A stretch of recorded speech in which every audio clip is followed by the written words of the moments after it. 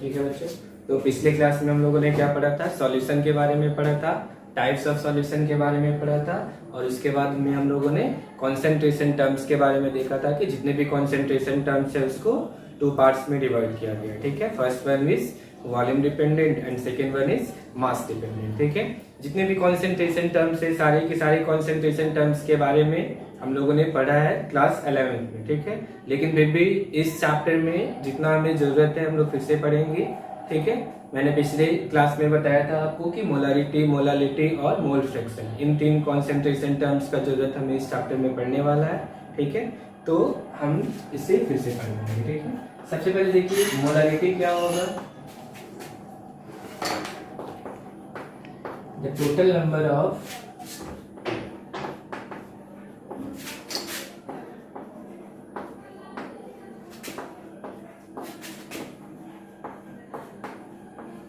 moles of solute which is present in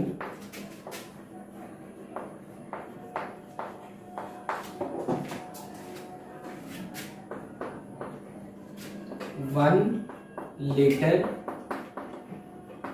or 1 dm cube of solution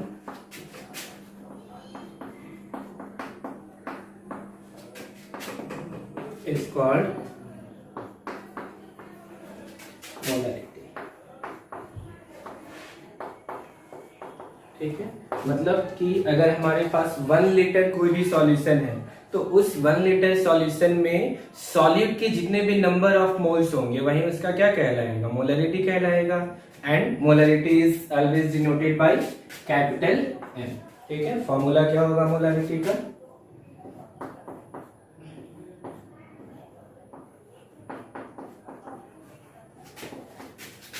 number of moles of solute. ठीक है, याद रखना है कि यहाँ पे n का मतलब होता है number of moles and divided by volume of solution in litre. ठीक है, तो इस फॉर्मूला से हम लोग क्या कर सकते हैं, मोलरिटी फाइंड कर सकते हैं।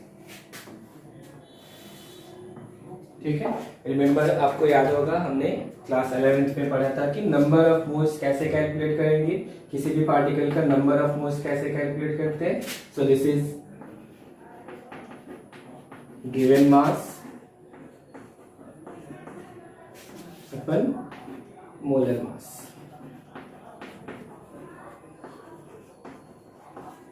ठीक है, पार्टिकल के टर्म्स में नंबर ऑफ मोल्स कैसे कैलकुलेट करेंगे,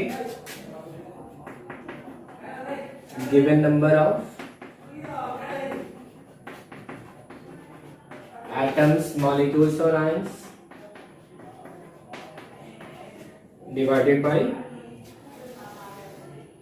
एवोगाड्रो। ठीक है, और अगर हमें वॉल्यूम दिया गया है so this can be also calculated by given volume at STP divided by molar volume which is your 22.4 litre. ठीक है, तो इन तीनों फॉर्मूला से नंबर ऑफ मोल्स क्या कर सकते हैं, सॉल्यूट का कैलकुलेट कर सकते हैं and we can again substitute the value of n here to calculate molarity of any solution. ठीक है,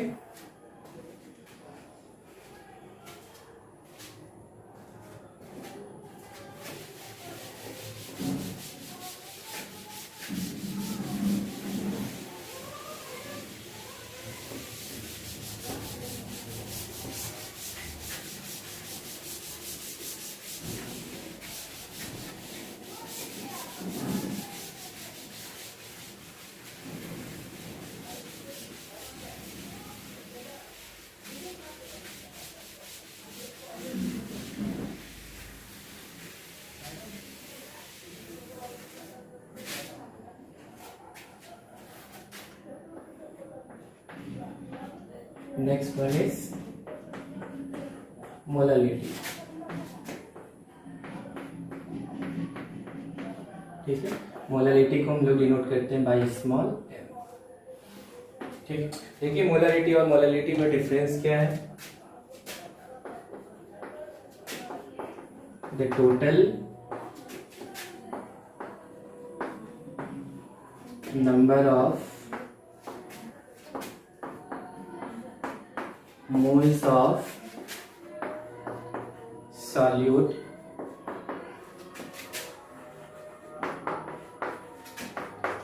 which is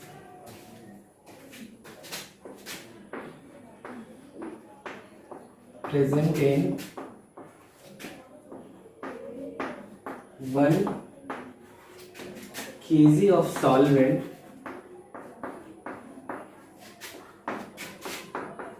is called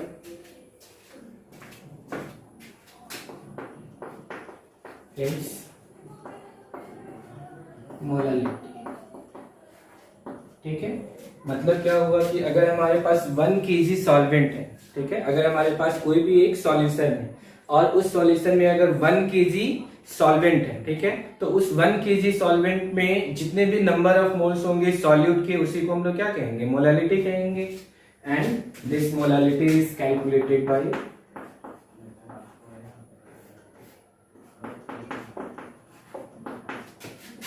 number of moles of solute divided by mass of solvent in kg। ठीक है, तो इस formula से हम लोग क्या कर सकते हैं, मोलैलिटी फाइंड कर सकते हैं। ठीक है, तो रिमेंबर आपको याद रखना है कि W यहाँ पे क्या रिप्रेजेंट कर रहा है, मास रिप्रेजेंट कर रहा है। ठीक है, इसमें भी आप नंबर ऑफ मोल्स जो है वो चारों तरीके से कैसे भी आप फाइंड कर सकते हैं नंबर ऑफ मोल्स। ठीक है, बट जो मोस्ट फ्रीक्वेंटली यूज होगा फॉर्मूला, सबसे पहले number of moles of solute, तो नंबर ऑफ मोल्स को हम लोग क्या लिख सकते हैं, given mass upon molar mass. So this is equals to given mass of solute divided by molar mass of solute. ठीक है, और यहाँ पे नीचे क्या है, this is weight of solvent in KG.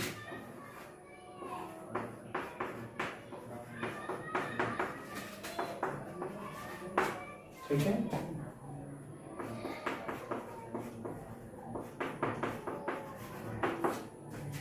यहाँ पे आप देख सकते हैं कि डिनोमिनेटर है, नीचे मल्टीप्लाई कर लेंगे। सो this is weight of solute divided by molar mass of solute into weight of solvent।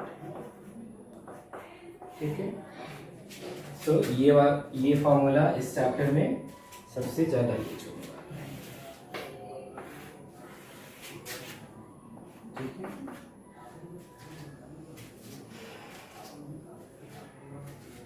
Molality के बाद थर्ड जो इंपॉर्टेंट है हमारे लिए, concentration term, that is your mole fraction.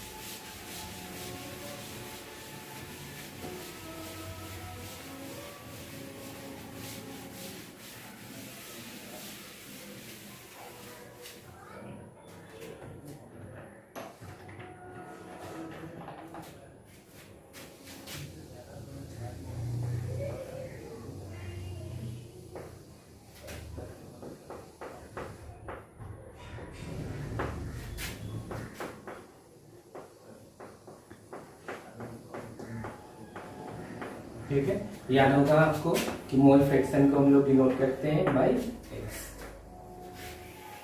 ठीक है, देखिए मोल फ्रैक्शन क्या होता है,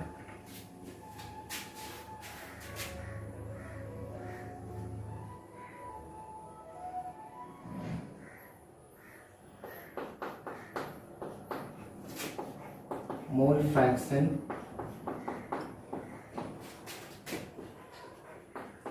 of a component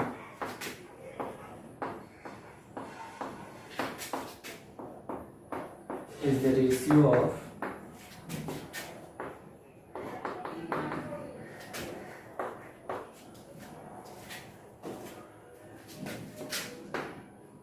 number of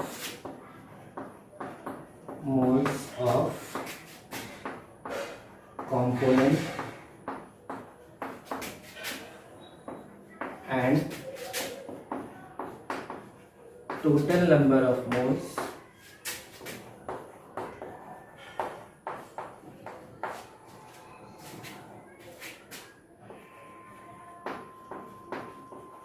present in solution. ठीक है, तो मोल फ्रैक्शन एक्चुअली है क्या कि this is the ratio of number of moles of any component and total number of moles which is present in a given solution. ठीक है, so let us assume कि we have a solution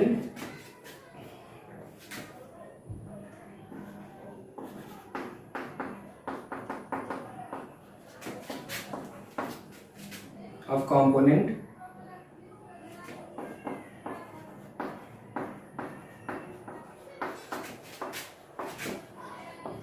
A and B.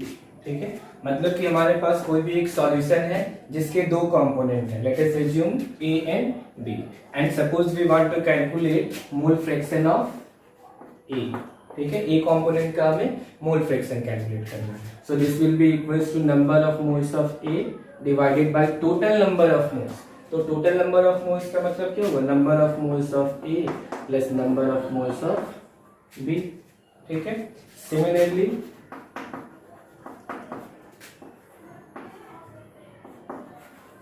mole fraction of B is equals to what? This is number of moles of B divided by number of moles of A plus number of moles of B. ठीक है,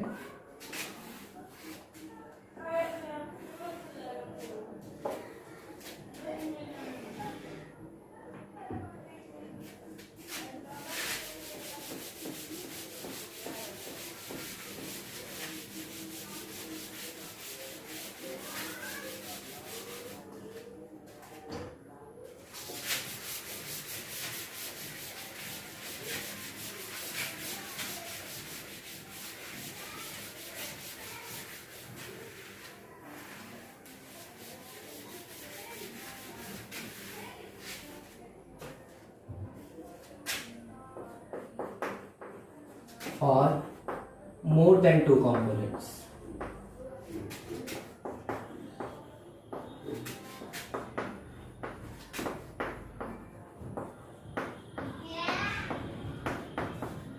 ठीक है, मतलब कि कभी कभी solution में ये कोई जरूरी नहीं है कि दो ही कंपोनेंट हो, दो या दो से ज्यादा भी कंपोनेंट हो सकते हैं. ठीक है, लेट अस अज्यूम कि हमारे पास वाटर है, उस वाटर में हम लोगों ने शुगर को भी डिसॉल्व कर दिया है.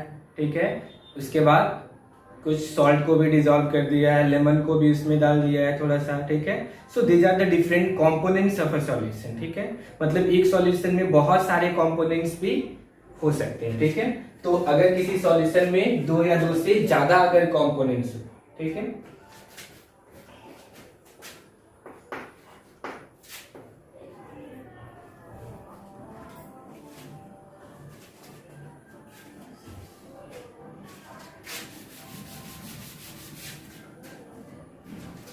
so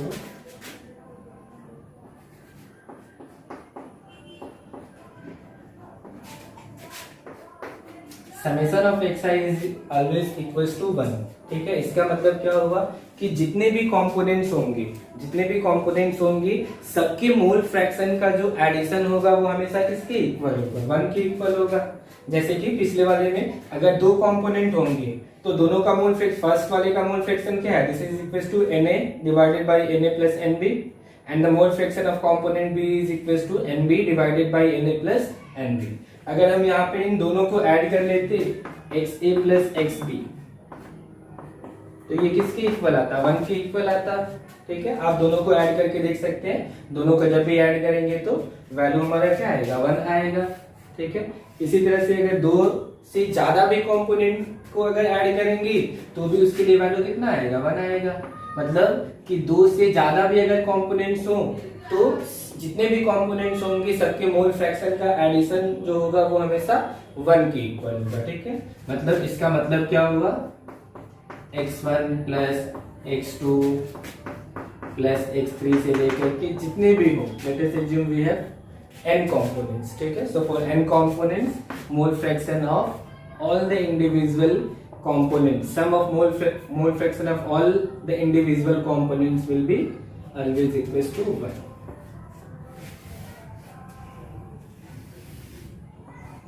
ठीक है,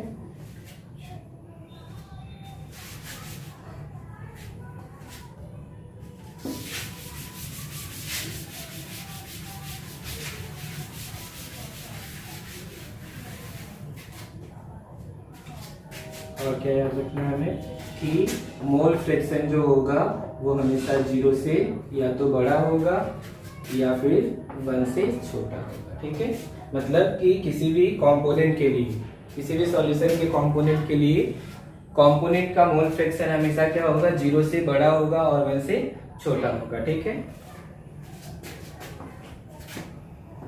मोल फ्रैक्शन अगर 0 हो जाए या फिर मोल फ्रैक्शन अगर किसी सब्सटेंस का कंपोनेंट का अगर 1 हो जाए। ठीक है, तो अगर किसी कंपोनेंट का मोल फ्रैक्शन अगर 0 हो जाए, ठीक है, then what is the meaning of 0 mole fraction? इसका मतलब ये हुआ कि कंपोनेंट इज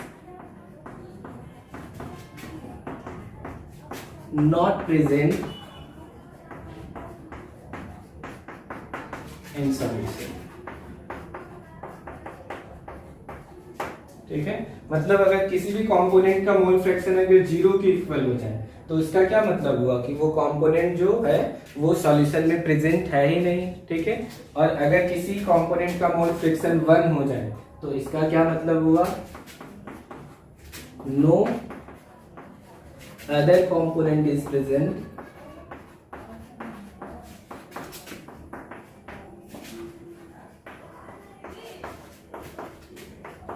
इन सॉल्यूशन। ठीक है, इसका क्या मतलब हुआ कि अगर किसी भी कंपोनेंट का मोल फ्रैक्शन अगर 1 हो जाए, ठीक है, 1 यानी कि 100%, तो इसका क्या मतलब हुआ कि उस सॉल्यूशन में सिर्फ और सिर्फ यही कंपोनेंट है, इसके अलावा कोई और कंपोनेंट उस सॉल्यूशन में प्रेजेंट नहीं है। ठीक है,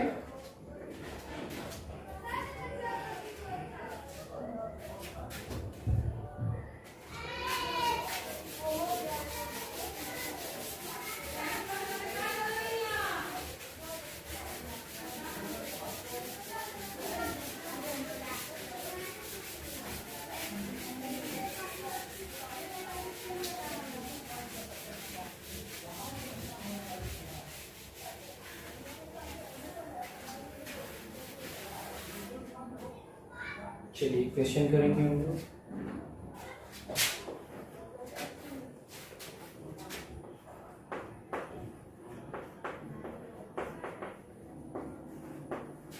percentage by mass of KOH solution is 28%.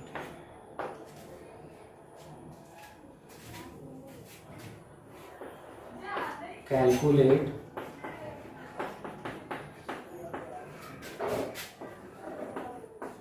mole fraction of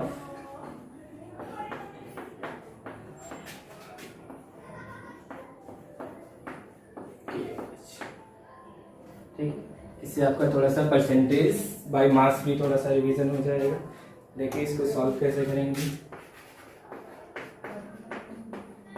ठीक है, देखिए KOH सॉल्यूशन है हमारे पास। ठीक है, और KOH के लिए मास परसेंटेज दिया हुआ है। ठीक है, मास परसेंटेज का मतलब क्या हुआ, मींस W/W का वैल्यू दिया है, दिस इज इक्वल टू 28%। ठीक है, देखिए इसका मतलब क्या हुआ, सॉल्यूशन ऑफ KOH का मतलब क्या हुआ, सॉल्यूशन ऑफ KOH का मतलब क्या हुआ कि हमारे पास एक सॉल्यूशन है, ठीक है, जिसमें KOH है और बाकी के जो है वो वाटर है। ठीक है, तो KOH का जो परसेंटेज मास है वो कितना है, 28 है। ठीक है, इसका मतलब क्या हुआ कि अगर हमारे पास 100 ग्राम अगर सॉल्यूशन है, ठीक है, अगर हमारे पास 100 ग्राम सॉल्यूशन है तो उस 100 ग्राम में KOH कितना होगा, 28 ग्राम। ठीक है, और जो बाकी के होंगे 72 ग्राम वो क्या हो जाएंगे, वाटर। ठीक है, इसका मतलब ये हुआ percentage by mass, percentage by mass अगर दिया है KOH का, ठीक है, और इसका वैल्यू कितना है 28%, तो इसका क्या मतलब हुआ कि पूरे सॉल्यूशन में जो है, पूरे सॉल्यूशन में 20 out of 100 parts means out of 100 ग्राम, तो 100 ग्राम में से 28 ग्राम क्या है हमारा KOH है, और बाकी के जो बच गए मींस 100 माइनस 28 दैट इज 72 ग्राम, तो 72 ग्राम क्या है हमारा वाटर है। तो हमसे क्या पूछा जा रहा है, मोल फ्रैक्शन, किसका मोल फ्रैक्शन, KOH का। तो मोल फ्रैक्शन कैलकुलेट करने के लिए हमें क्या करना होगा, बारी बारी से पहले सबके लिए नंबर ऑफ मोल्स कैलकुलेट करना होगा। तो पहले यहां से नंबर ऑफ मोल्स कैलकुलेट करेंगे, number of moles of KOH। ठीक है, तो नंबर ऑफ मोल्स क्या होगा, गिवन मास अपन मोलर मास, तो गिवन मास इसका कितना है 28। ठीक है, KOH का मोलर मास कितना होगा 56, पूरा कैंसिल हो जाएगा, दिस इज 1/2। ठीक है, चलिए next, mole fraction of H2, sorry not mole fraction,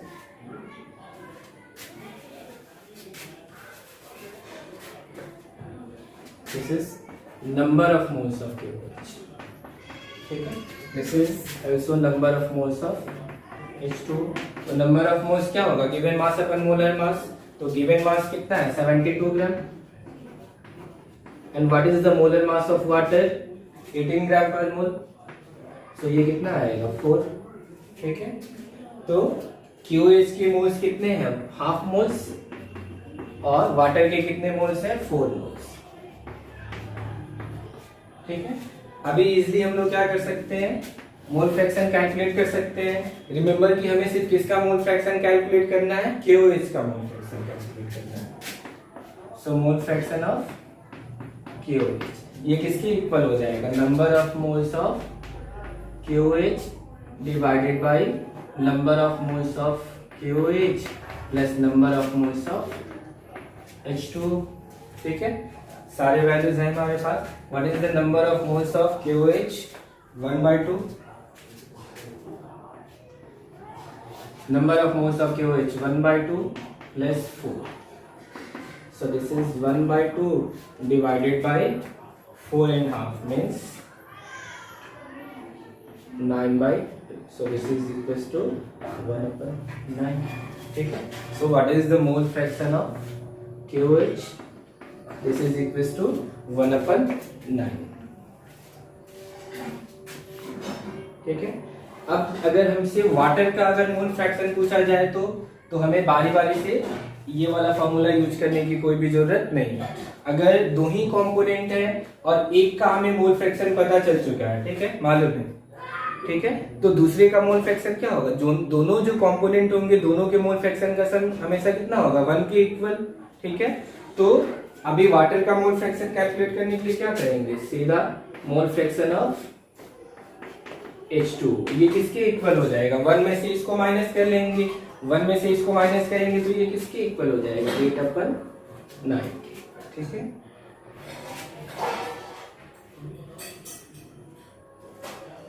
ठीक है, तो प्रॉब्लम के लिए हम लोग एक सेपरेटली क्लास भी करेंगे। ठीक है, तो नेक्स्ट क्लास में हम लोग आगे के टॉपिक डिस्कस करेंगे। Thank you.